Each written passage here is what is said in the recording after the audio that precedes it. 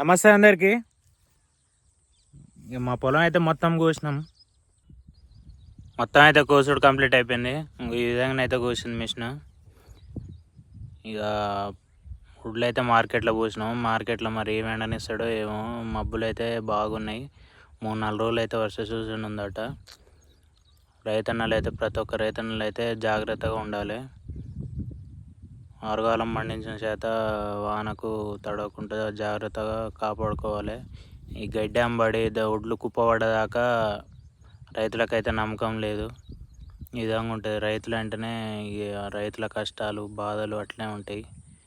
ఏం చేయలేని పరిస్థితి. ప్లీజ్ కొంచెం జాగ్రత్తనైతే ఉండండి. ఒక 3 రోజులు అయితే వర్షాలు ఉన్నాయట. 3 రోజుల తర్వాత ఏం కాదు.